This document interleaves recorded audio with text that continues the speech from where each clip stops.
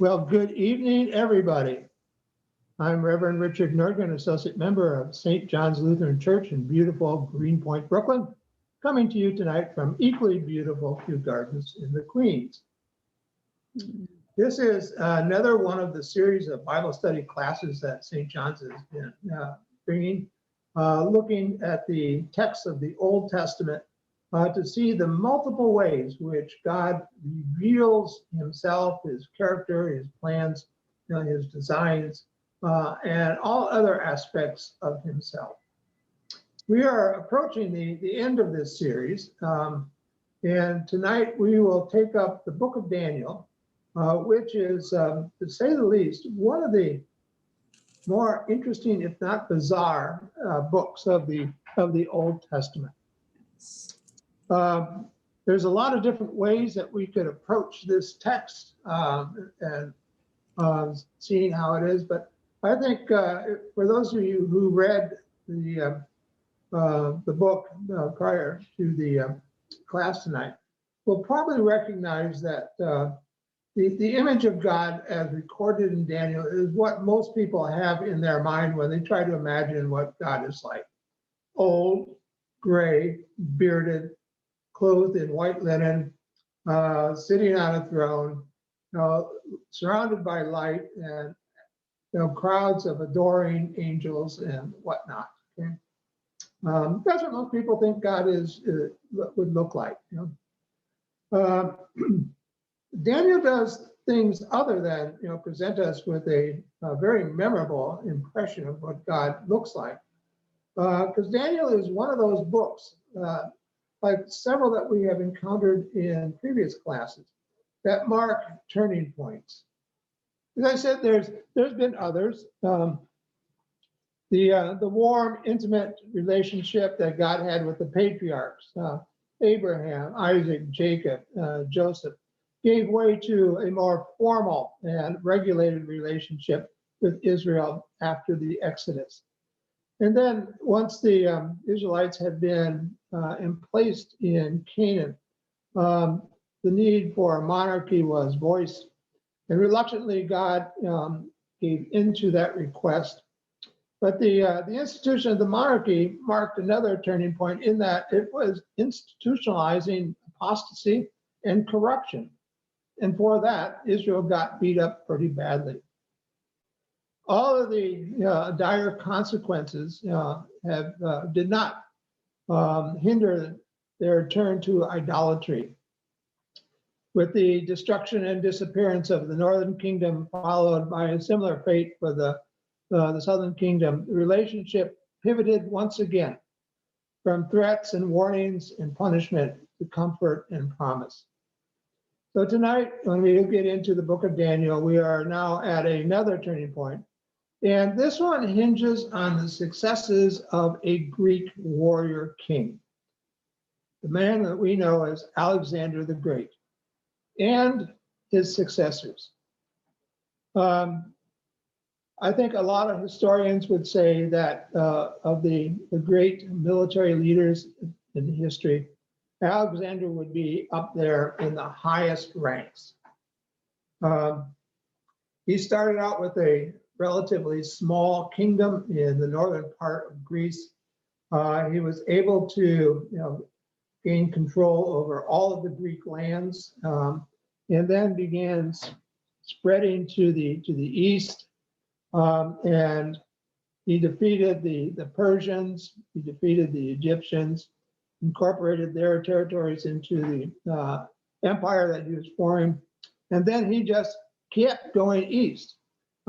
He got as far as what is now in modern India on the Indus River. And he would have kept going, except his troops had had enough. They wanted to go back home. They had fought enough battles, and it was time for them to retire. It's likely that Alexander could have gone as far east as the Pacific Ocean if his troops had not actually revolted against him. With the death of Alexander, a number of his generals took over parts of the empire that he had unified. The Seleucid dynasty is the one that is of most interest to us because it was the one that gained control of the Levant, including Canaan, which was the homeland of the Jews. Now, this is not the first time that the Israelites had foreign overlords, but this was the first time, that their overlords were interested in extracting more from Israel than the resources that they needed.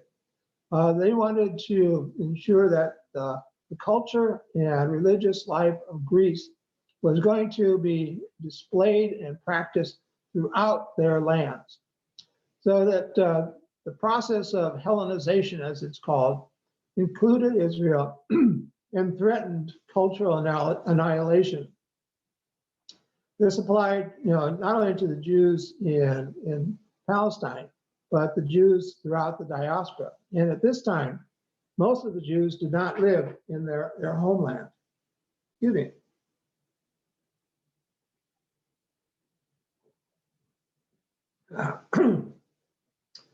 Yeah, it was true that a large number of Jews lived outside of Palestine, and many of them had assimilated, adopting Greek language, Greek social customs, and the like.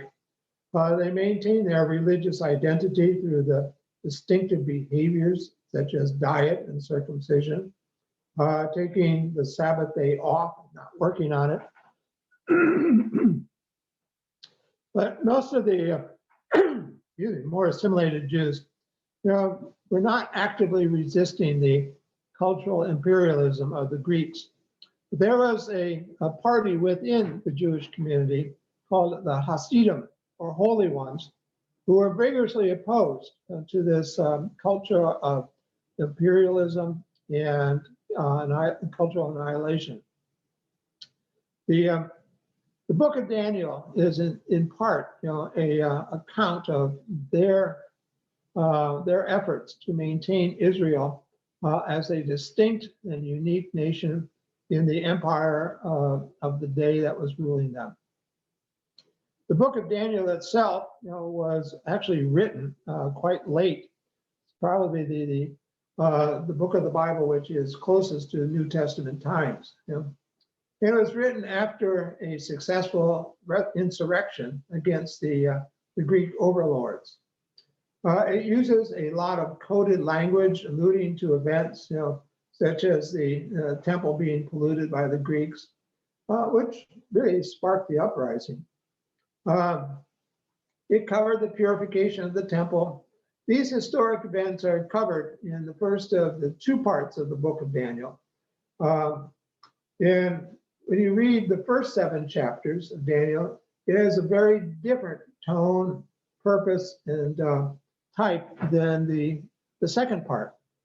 And yet, it is not evident that 2 different authors were involved in the creation of Daniel. Rather, it seems like there's one person who we call Daniel who is responsible for both of them.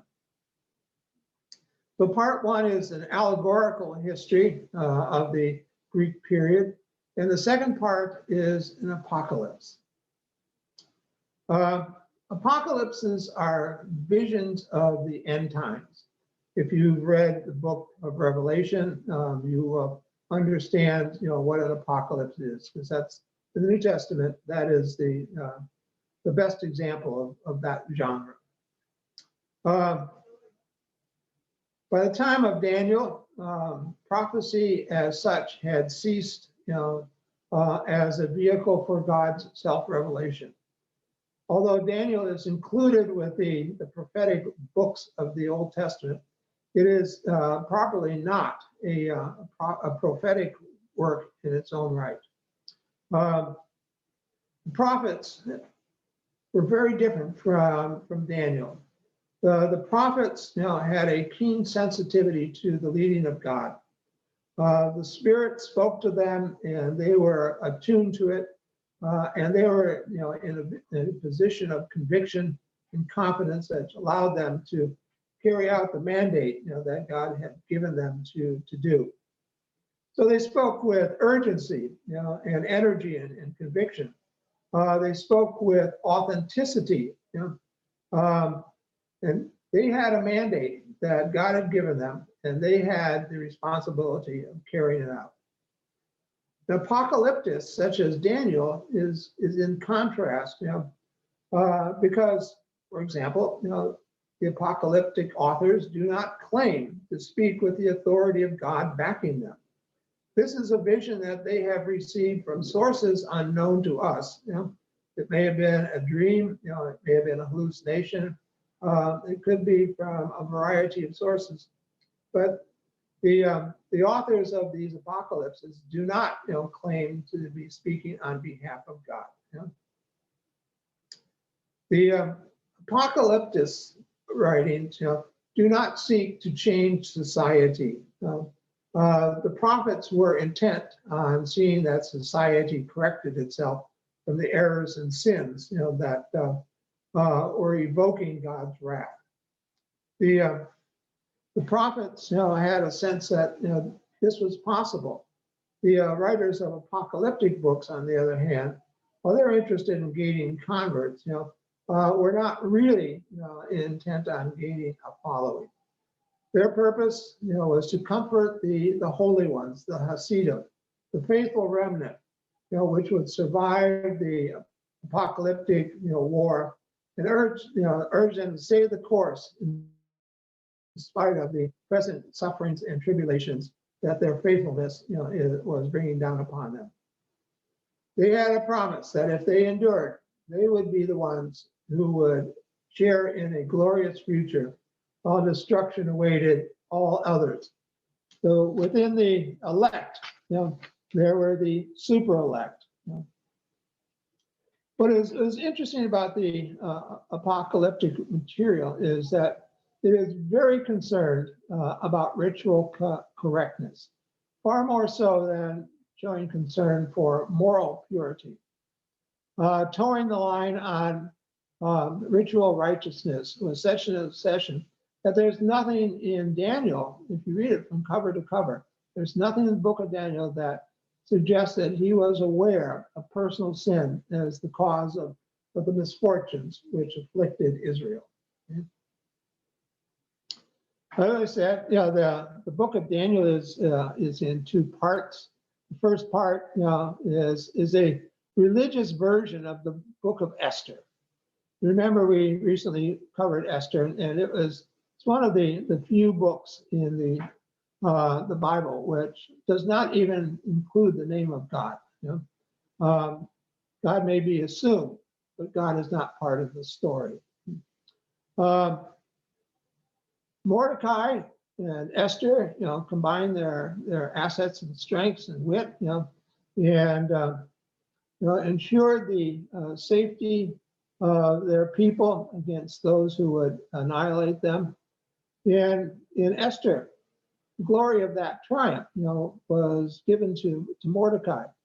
And the book of Daniel, when everything shines brightly, he ascribes that glory to God. That is one parable.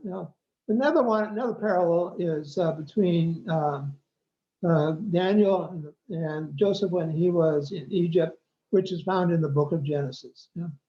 The God that Joseph served had a limited scope of action and accordingly had a limited mandate on which to act. Daniel's God is universal in scope, and it's the God of all gods.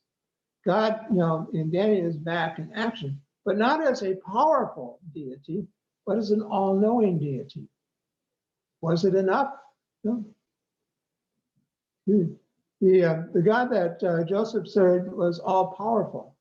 The God that Daniel revered was all-knowing. By the time Daniel was written, it was widely accepted that prophecy had failed to accurately anticipate what the restoration from exile would be like, but it had clearly foretold the punishment for apostasy. In the time of Daniel, the Jews were being punished for being faithful to God. That was a difficult circle to square. What to make of it? Should they revisit Job and see what his answers could be? Or should they go on a different route? And for Daniel, that that root was apostasy, not apostasy, but apocalypticism. To give you a sense of what these two parts of Daniel are like, I'd like to have someone read several passages from the opening chapters. Do we have a volunteer?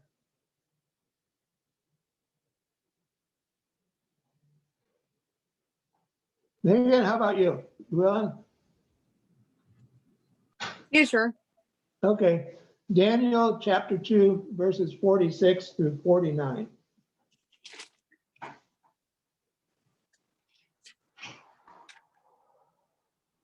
Okay. Then King Nebuchadnezzar fell on his face, worshipped Daniel, and commanded that a grain offering and incense be offered to him. The king said to Daniel, "Truly your God is God of gods and Lord of kings and a revealer of mysteries, for you have been able to reveal this mystery." Okay. Then the king promoted Daniel, gave him many great gifts, and made him ruler over the whole province of Babylon and chief prefect over all the wise men of Babylon. Okay. Well, we see in this that Daniel possessed certain skills, certain gifts, which allowed him to gain the favor of the king, probably more accurately, the emperor. But he was able to interpret dreams very accurately, and for this he was richly rewarded. While it is not evident in the passage that you read, Megan, the situation that Daniel faced, was not secure to a degree which I would be comfortable with if I were in his shoes. Daniel was a Jew. He was known for that, and the Jews in the captivity were not a privileged hostage group.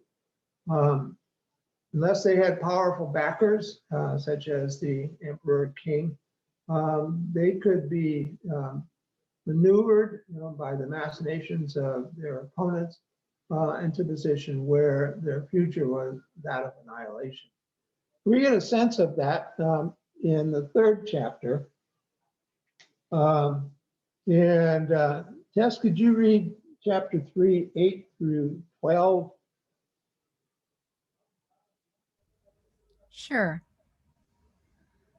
Accordingly, at this time, certain Chaldeans came forward and denounced the Jews. They said to King Nebuchadnezzar, "O king, live forever. You, O king, have made a decree that everyone who hears the sound of the horn, pipe, lyre, trigon, harp, drum, and entire musical ensemble shall fall down and worship the golden statue. And whoever does not fall down and worship shall be thrown into a furnace of blazing fire. There are certain Jews whom you have appointed over the affairs of the province of Babylon, Shadrach, Meshach, and Abednego. These pay no heed to you, O king. They do not serve your gods, and they do not worship the golden statue that you have set up." Okay. So, several things about that story. One is that it does illustrate that the Jews, while favored at the moment, had opponents who were able to undermine their position of favor.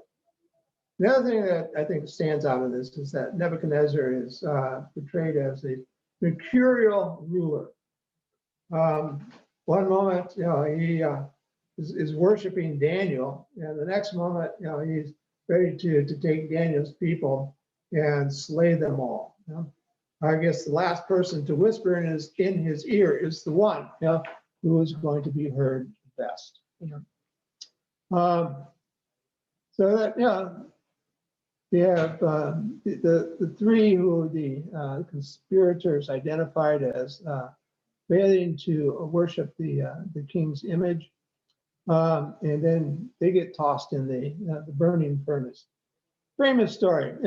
Kids learn that in Sunday school. They've learned it for centuries now.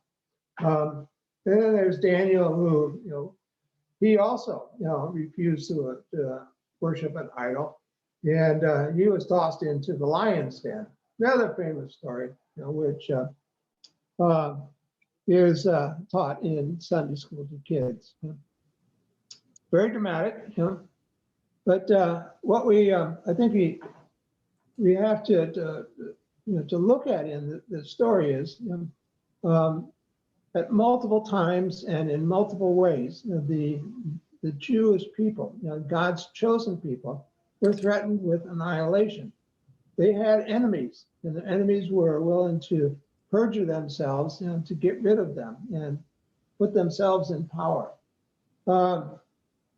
It's the skill, such that Joseph had in the Egyptian court, that Daniel has in the Babylonian court, which saves, their people from annihilation. And Daniel and the people that he was writing for and about, I think clearly understood that the way forward had to be more secure than the rocky position that they had with foreign rulers. The question is, what is the way forward?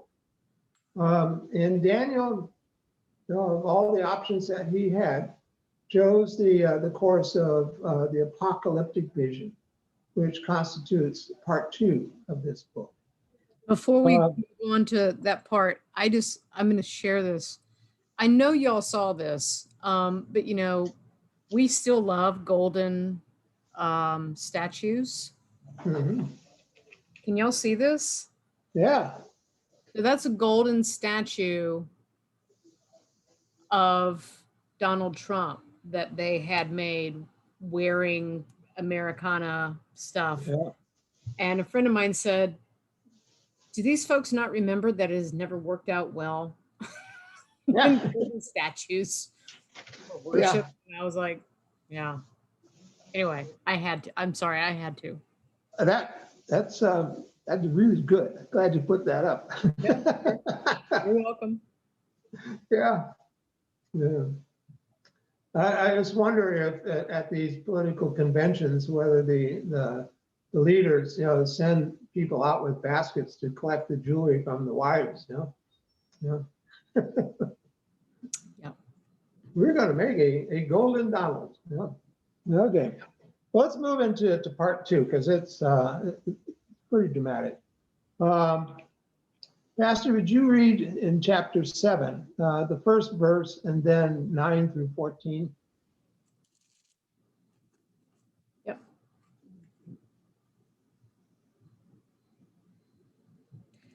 Seven, 1, and then 9 through 14. Yeah. In the first year of King Belshazzar of Babylon, Daniel had a dream and visions of his head as he lay in bed. Then he wrote down the dream. As I watched, thrones were set in place, and an ancient one took his throne. His clothing was white as snow, and the hair of his head like pure wool. His throne was fiery flames, and its wheels were burning fire. A stream of fire issued and flowed out from his presence, and 1,000 thousands served him, and 10,000 times 10,000 stood attending him. The court sat in judgment, and the books were open. I watched then because of the noise of the arrogant words that the horn was speaking, and as I watched, the beast was put to death and its body destroyed and given over to be burned with fire. As for the rest of the beasts, their dominion was taken away, but their lives were prolonged for a season and a time. As I watched in the night visions, I saw one like a human being coming with the clouds of heaven, and he came to the Ancient One and was presented before him. To him was given dominion and glory and kingship, that all peoples, nations, and languages should serve him. His dominion is an everlasting dominion that shall not pass away, and his kingship is one that shall never be destroyed. As for me, Daniel, my spirit was troubled within me, and the visions of my head terrified me. I approached one of the attendants to ask him the truth concerning all this, so he said that he would disclose to me the interpretation of the matter. Okay. Ah, That's a bad acid trip. yes. It really it is. Yeah, it is. Okay. That this passage illustrates some of the characteristics of the apocalyptic visions. One is that there's, the out of body experience that, it could be derealization, could be dissociation, it could be some other psychological difficulty. But the reality that the writer of this story is giving us is very different from the ordinary reality that we're used to.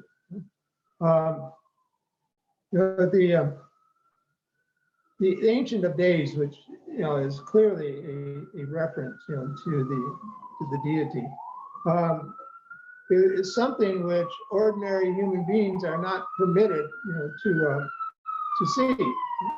Moses.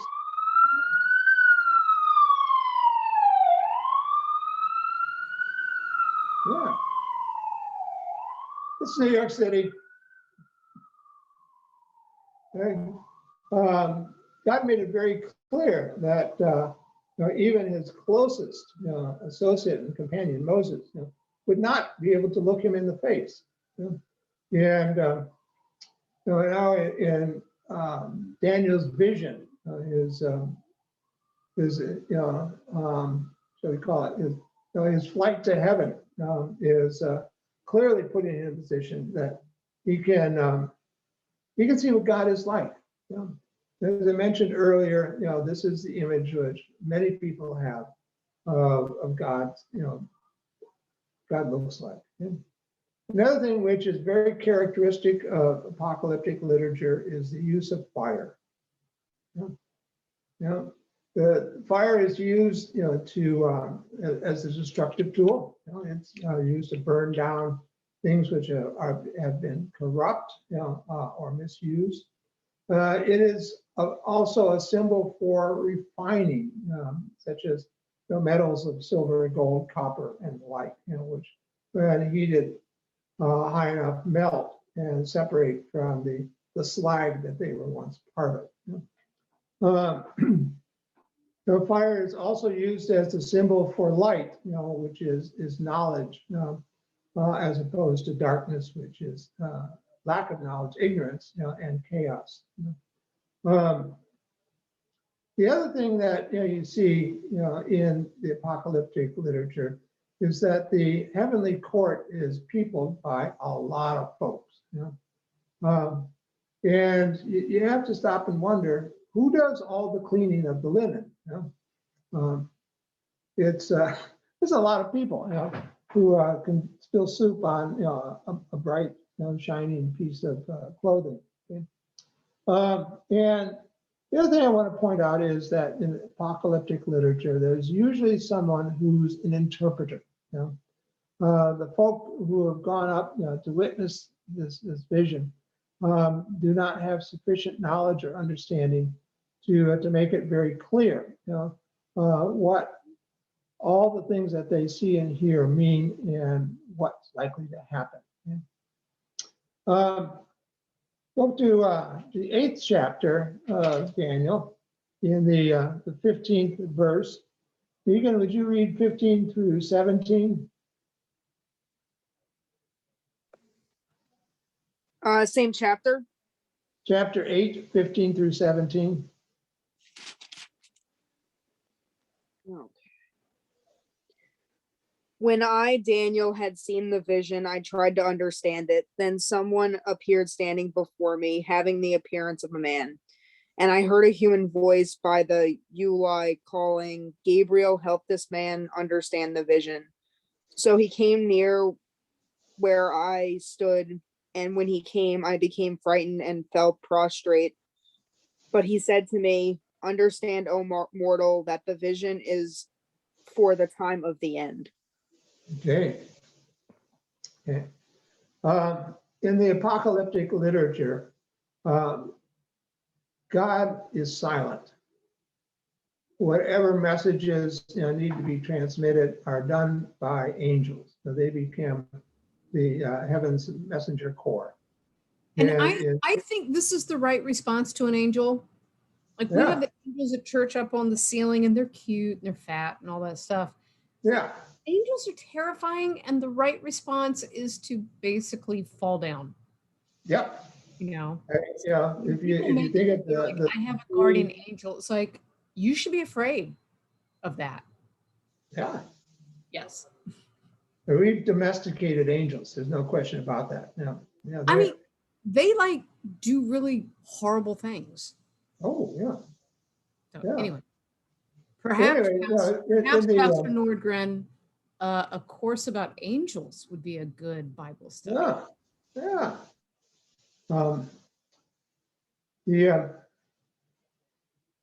The automatic responses that we have when we're threatened is fight, flight, or freeze. And you're right. When you see an angel, freeze. There's no point in running. You're not going to win a fight. Just freeze. Just let it be. Okay? Move on to another reading in chapter 9. I'll do that one. I'll be at verse 11 through 14. And all Israel has transgressed your law and turned aside, refusing to obey your voice. So the curse and the oath written in the law of Moses, the servant of God, has been poured out upon us, because we have sinned against you. He has confirmed his words, which he spoke against us and against our rulers, by bringing upon us a calamity so great that what had been done against Jerusalem has never before been done under the whole heaven. Just as it was written in the law of Moses, all this calamity has come upon us.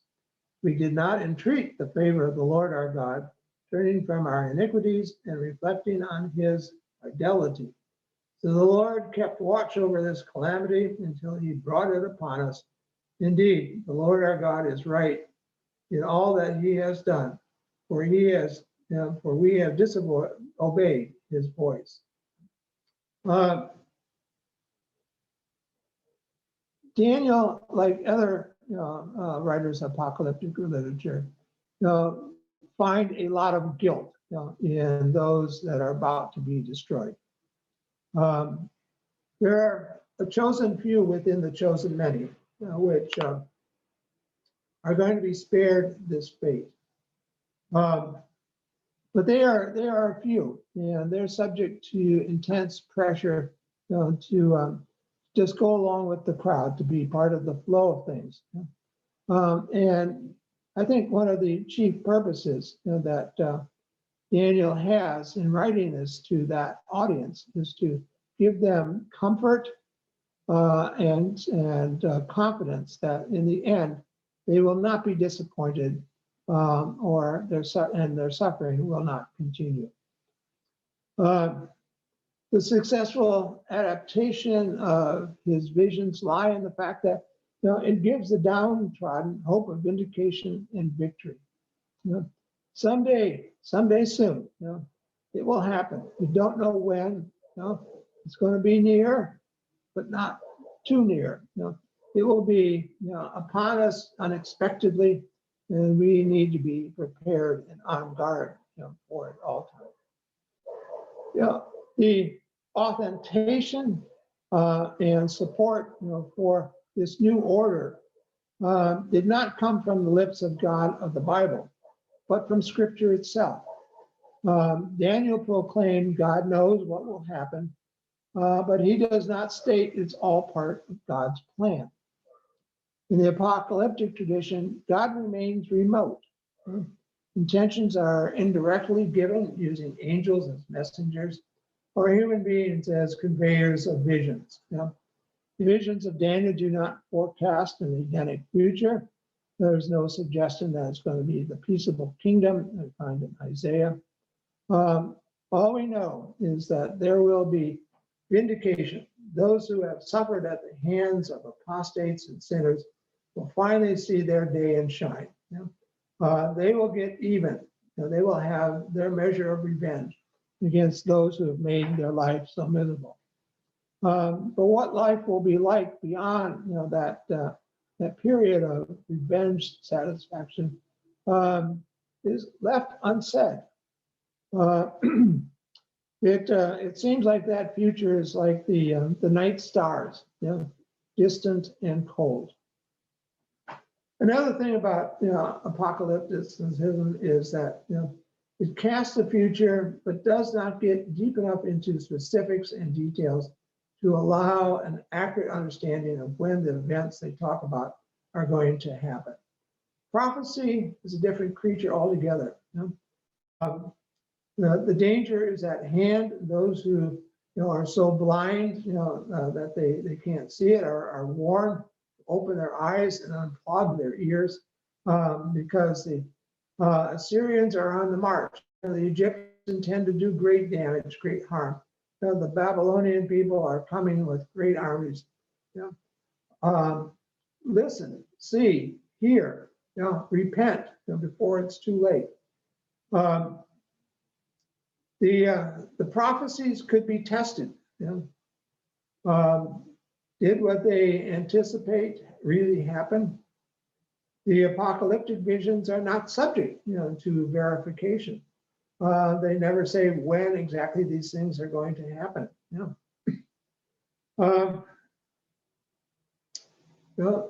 I think that there are people in society then and now, who yearn for that sort of visions, reality. It certainly would mean the end of their suffering and hardships that they experience in life. The danger to it, well, there's many. But the thing that concerns me greatly is that those who buy into the apocalyptic vision and see no hope for the future, knowing that they will reap a great reward if they persevere. That's pretty much how people who have decided to take their own lives feel. They have split the ambivalence. They have split the ambivalence. And the apocalyptic visions do the same things. Suicide is very personal. Apocalyptic is nationwide. It could even be worldwide. Well, we saw this in Jonestown down in Guyana, where the tensions could only be resolved by drinking the Kool-Aid. And so I have great concern about how people appropriate the apocalyptic visions and what it can and often has devolved into. So David Koresh also yeah, down in Waco, Texas. That was an apocalyptic cult. What was the name of that cult? They all wore Nike shoes. They all killed themselves and they were found laying on their beds. They were expecting to be taken into heaven. Heaven's Gate. Yeah. Heaven's Gate, yes. Yeah. Yeah. Yeah, those are all apocalyptic cults who do exactly what you just said. Yeah. Now, I have to say for historical completeness that there were apocalyptic cults, which did not wind up killing themselves or others. Back in the 1820s, 1830s, upstate New York, known as the burnt over region, it was the home ground of a number of apocalyptic groups, three of which still exist today as organized congregations. So the LDS, started up there. The Seventh-day Adventists started up there, and the Jehovah Witnesses started up there. They all had a vision of one sort or another that the end was near. And who was it? Miller. I can't remember. He was the head founder of the Adventists. You know, he had a group of people who sold all their belongings, bought white clothing, went up to the top of the mountain, and then they were told to. At midnight, nothing happened. They walked back down and went back to their jobs. But one of the interesting things is that, you know, the failed predictions of the apocalyptic writers, you know, does not discourage their believers. You know? Hal Lindsey, who wrote a lot of books on this subject, the late great Planet Earth, you know, he kept reissuing, you know, his predictions. You know, he was making money hand over fist every time a new edition came out. You know, it's I don't know if his intentions were you know, fully self-aggrandizing, but there's certainly the sense of it, you know, that he's making a lot of money off of these things. So my I guess my word to anyone who cares to listen to it is, you know, if it seems to be too good to be true, it's probably not. You know? Probably not. You know, and if you do see an angel, you know, and duck and cover, duck and cover. Yeah. So are there questions that people would like to ask or last thoughts that they want to share about the book of Daniel? Well, this is very gloomy doomy. Yeah. I guess maybe like what I was thinking, because like they're, you know, they're getting all gloomy doomy, and like maybe like in some way, like you know, because there's a lot of war and like conflict going on like at the time that this book is written, if I'm understanding it correctly. So maybe like the writer like senses like all of that is headed towards them. I feel like, you know, throughout history there's been so many, like, you know, like so much death and destruction, like either by wars or whatever the case may be. And sometimes I wonder if maybe, since there is no like definite answer as to when all this is coming, maybe it's more like, you know, what time certain things are being written, and like how the people that are getting ready to go through them like in history are like responding to it or feeling about it. Mhm. You know, but you know, I always enjoyed reading about cults because I could never quite wrap my head like around like cults and those sorts of things, like, and I think it would just, I don't know, I just find it fascinating. I always found like the, you know, like reading about Jonestown, however tragic that was, I found it fascinating because I was just like, how did this happen, you know? And I guess that's kind of one of the reasons why I kind of was very turned off to religion for a great deal of my life up until this point, because I had seen it being used in such a radical and destructive way, you know. But that's all I got for now. Okay. Well, I think you contributed some valuable insights, Megan. That not everybody, you know, who is attracted to a cult, you know, particularly an end time cult, you know, is diagnosable with a major depressive disorder. But they do have, you know, a keen sense of having been shafted. You know, the American dream doesn't seem to apply to them. They are left on the side of the road, and their values and their ambitions, you know, count for naught. They see no way of making it better for themselves or their families. You know?